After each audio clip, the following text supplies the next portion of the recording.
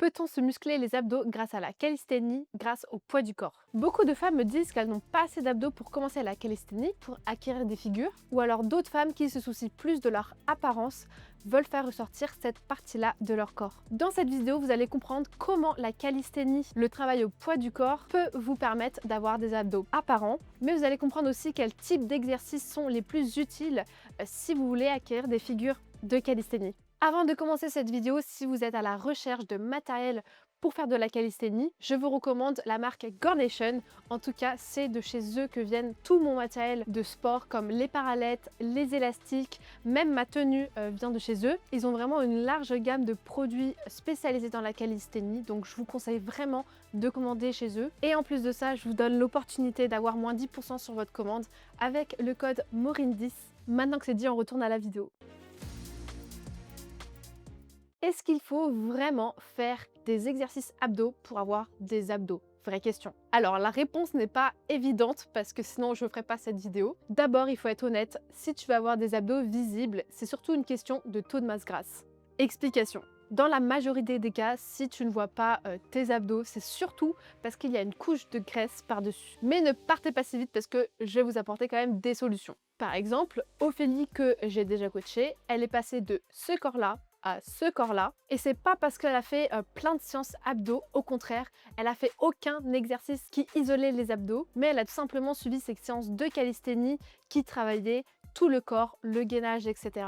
Elle a augmenté sa fréquence et son volume d'entraînement dans la semaine et sans s'en rendre compte, finalement, elle a séché parce qu'elle a gardé les mêmes apports caloriques quotidiens. Donc plus d'activité physique avec un maintien des apports caloriques dans la journée fait qu'elle est en déficit calorique. Elle va perdre du gras. D'ailleurs, si toi-même tu as du mal à avancer dans ta transformation physique et que tu veux te mettre à la calisthénie, je t'invite à réserver un appel offert avec moi. Je te mets le lien en description. On parlera de tes objectifs en calisthénie et de tes besoins. À la suite de ça, on verra si tu es compatible avec le profil de femme que j'accompagne. Mais pour en revenir à Ophélie, le fait d'avoir perdu du gras grâce à son activité physique, grâce aux exercices au poids du corps, elle a pu avoir un corps avec des abdos apparents. Mais ce n'est pas chose facile pour les femmes parce que perdre du gras du ventre, ça peut être assez difficile lié à notre génétique. Et ça s'explique par les hormones. Les œstrogènes favorisent le stockage des graisses chez la femme, surtout au niveau du bas du corps.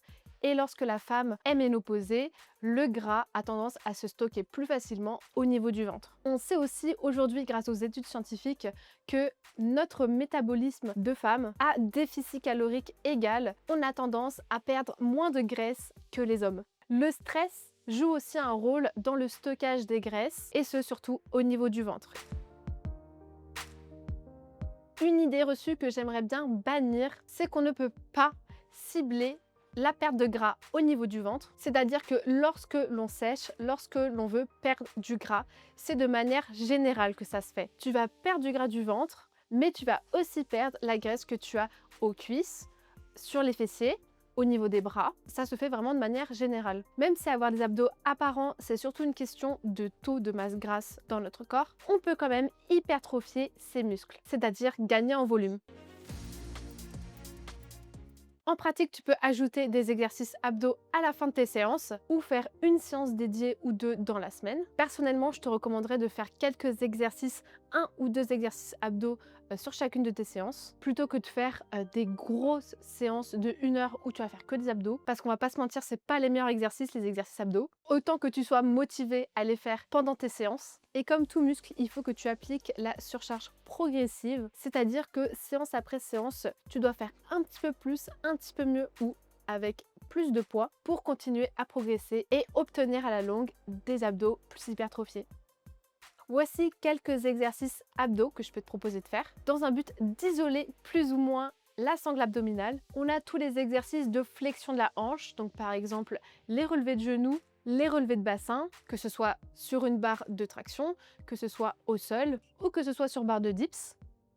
On a aussi les Iron Body en ciseaux, les exercices de gainage de manière générale, même s'ils ont un potentiel d'hypertrophie moins important que les exercices d'isolation abdos. On a également les crunchs à la poulie où là la surcharge progressive elle est plus simple parce que tu as juste à augmenter le poids de la poulie. Ce sont aussi des exercices qui peuvent être intéressants pour la pratique de la calisthénie, mais si ton objectif premier c'est de progresser en figure de calisthénie, le travail sera quand même légèrement différent parce que là ce qui compte c'est pas uniquement isoler les abdos mais c'est de les activer en synergie avec d'autres muscles du corps, ce qui paraît logique parce qu'en calisthénie on fait fonctionner quasiment tout notre corps avec un gainage permanent. Je vais vous expliquer quel rôle jouent réellement les abdos en calisthénie. Le transverse, la partie la plus profonde, sert de stabilisation du tronc. Ce muscle est vraiment actif dans tous les mouvements. Il maintient la pression intra-abdominale et protège la colonne vertébrale. Les obliques externes et internes jouent un rôle aussi dans la stabilisation. Par exemple, sur un handstand, ils permettent d'éviter que le bassin parte d'un côté ou de l'autre et jouent un rôle aussi dans la rétroversion du bassin. Enfin, le droit de l'abdomen, ce qu'on peut appeler communément le six-pack, c'est le moteur principal pour fléchir le tronc et surtout maintenir une flexion isométrique lorsqu'on lève les jambes, très utile lorsqu'on travaille le L-sit, la press handstand ou même le front lever. Le droit de l'abdomen travaille principalement pour rapprocher les côtes des jambes, du bassin. Mais très souvent, les abdos travaillent en synergie avec d'autres muscles du corps et très souvent, ces muscles sont le psoas ainsi que les fléchisseurs de la hanche. Les abdos seuls ne permettent pas de lever les jambes, mais c'est l'action des abdos ainsi que des fléchisseurs de la hanche et du psoas iliaque qui permettent de rapprocher notre buste des jambes. En résumé, lorsque tu fais une figure, les transverses s'activent en continu, c'est la base du gainage. Les obliques ajustent en temps réel dans la stabilisation du corps pendant le mouvement. Le droit de l'abdomen intervient lorsqu'il faut fléchir les hanches et rapprocher le thorax du bassin. On a parlé aussi de l'action des fléchisseurs de la hanche qui sont indispensables pour maintenir les jambes levées. Parce que j'ai déjà eu des remarques de filles que je coachais qui pensaient que les relevés de jambes assises c'était uniquement un exercice abdos, mais non, il y a aussi les muscles de la cuisse qui rentrent en jeu. En pratique, qu'est-ce que ça donne? Je peux te conseiller de renforcer ton gainage parce que c'est vraiment l'indispensable en calisthénie au travers d'exercices comme le hollow body, comme la planche, ou encore le L-sit, genou plié ou tendu. Les gainages dynamiques aussi peuvent être intéressants, comme le gainage latéral avec twist, ou alors le dragon flag. Je te conseille également de travailler ta mobilité des hanches, et là tu vas aussi bien sentir tes abdos. Essaye de ne pas trop tricher avec le dos, mais de bien contrôler tes mouvements, par exemple en faisant des relevés de jambes assises ou sur une barre. Ou alors, dans tous les cas, tu vas travailler cet engagement des abdos lorsque tu vas faire des mouvements assez différents comme le handstand, la planche, même le front lever. Les abdos sont déjà activés pendant les mouvements. Par exemple, moi, je ne fais quasiment jamais d'exercice où j'isole les abdos et pourtant, j'aurais quand même pas mal d'abdos. Après, je rappelle que c'est parce que aussi j'ai un taux de masse grasse plutôt bas.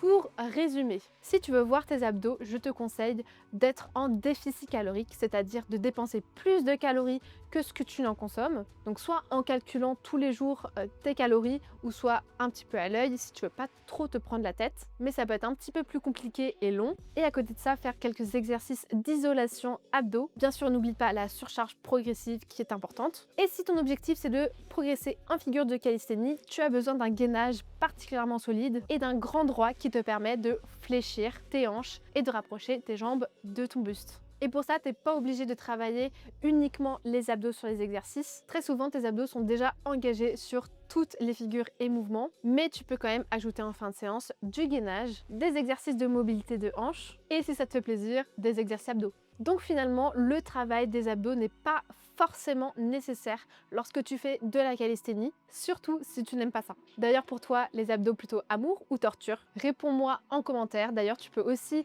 partager les exercices que tu fais pendant tes trainings, ça pourrait sûrement en inspirer certaines. Et si cette vidéo t'a plu et t'a été utile, n'hésite pas à la partager et à la liker, ça m'aide énormément pour partager ces connaissances et pour développer le street workout, la calisthénie féminine. Si tu souhaites un suivi avec moi, on peut en parler en réservant un appel offert avec moi. Je te mets le lien en description. Et puis je te dis à la prochaine dans une prochaine vidéo de cette série sur les fondamentaux en calisthénie.